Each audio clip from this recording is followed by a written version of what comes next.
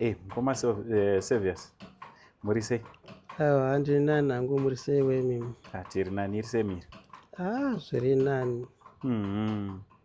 Alright, Mukoma Sevius, mhuri yeZimbabwe ingada kutanga kuziva kuti zita renyu munonzani, mune makore mangani? Ombotsanangura kuti chii chakaitika kuti munge muri kunoku uye kunoku kwachona ndekupi? Ini ndinoitwa Sevius Nyaguwa. Ndinogara kwaChundu, kwaChief Chundu, kuri kuMahwao ndokumusha kwedu, but kwandiri kunoku ndiri kuMutenderi General Hospital. Ini ndinoshanda paChirundu. Saka ndakasangana netsaona musi wa19 June. Ndasangana netsaona musi wa19 June ndakamhanyiswa chipatara chiri pedyo nesu, chatinoreva icho chinonzi kuri kuZambia, ndokwandiri. Saka ndaita tsaona ndakasangana nayo, ndakagara chipo che5 months muchipatara. Ndagara muchipatara chipo che5 months.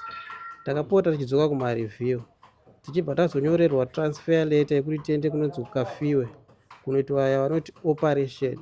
Ndakanditsvage mari yasvika kuma$1,600 US. Tasvika ikoko taitwa operation iya. Ndaendasiwa kutheatre. Mabhonzo angu pavada kuisa maplate ne5 mascrew, bhonzo first hole rakabva ratsemuka.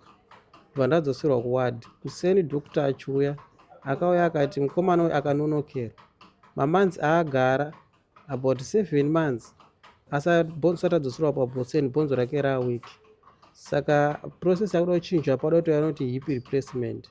Apapo pamari yanga tabhadhara about $1,600 US, hakuna chakadzoka. Tatabhadhara kubvira maplate nemascrew nemari yeoperation. Ndadzoka ikoko undoona ndi muchipatara kudai. Operation yacho yandakaitwa yanga yakulika hurwa.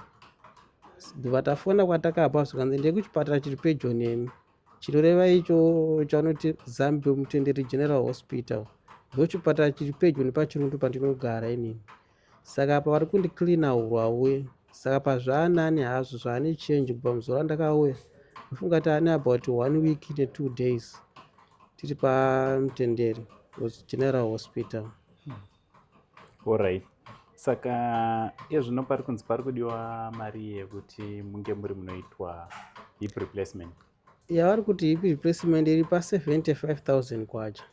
Kana kuri kuma-US dollars nemamiriro akaita rate inenge iri kuma$4,000 US. Ndichisangana netsaona musi wa19 June kusvika izvozvi handimuke handigare, ndinongogara ndakarara chete. Nokuda kwokuti pakaita tsaona iyi ndakatsva neoiri.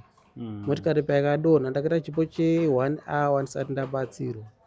Ndakatsva kumagadziko, gumbo rekuleft rekuright rakabva rabuda paposition. Saka ndakadhonza nguva ndiri pachipatara pano vachiedza kutrita maronda, vachiita yavanoti skin graft, yekucheka kwakapora vachinama kune maronda. Saka ndozvakatora nguva. Patakazoenda kuopereshedzwa mabhonzo angu awiki. Alright. So far paungana mari pamari yamuri kutsvaga, uye ndeapi mapoka kana kuti vari kukubatsirai kutsvaga mari? Mukoma Angosendi pavakauya last time vachizondiona patakataura navo, mari yasendwa nevanhu yakuma $1,300 US. Ndio mari yavepo paground. Ndofunga mukoma Angosendi vane chipo che1 weekend kana singakanganisi, but mari yaungana yakuma $1,300. Alright, kureva kuti mari yasara imari. Kugona kuita mumwe anongoti ini ndoda kubhadhara yasara kunzoko, because mari iri kudiwa yese i$4,000 US. Ndo mari iri kudiwa. Kwasara 2.7 hongu. Alright. Manje manga musina mhuri, hamuna mhuri here mukoma? Ende mhuri kana muinayo yakura sei, iri kurarama sei zvamakarara? Mhuri yangu ndoichitoti mari yanenge taunganidza iyoyo mwedzi wakapera ndio tinge tingotapudza iyoyo, tichibhadhara marendi nepandogara, magetsi, mvura. Ndine mukadzi 1 nemwana 1, handichangobva kuroora hangu. Saka parendi nechikafu ndongotapudza pane iyo inenge yabatsirwa nevanhu, ndiani ndichingobvisa ndichingobhadhara ndichingodaro. Community nemadhiraivha andaishandira vari kundibatsira sezvo nguva yarebesa kudai, but havasi kumira varamba vachindibatsira. Saka tichitika mari kaungana yacho iyoyo totapudza takuendesa kurendi nemvura nemagetsi. Alright. Saka nhamba dzenyu dzamuri kubatika nedzababa. Baba ndowamuinawo handiri kuno. Baba ndo vandinavo kuno kuchipatara. Mukadzi mwana wacho mudiki, saka kuti titi angauye kuno kaazvikwanisi. Kune vanoda kundibatsira, nhamba dzangu dzefoni dzinoti +263 quad 7 95 177.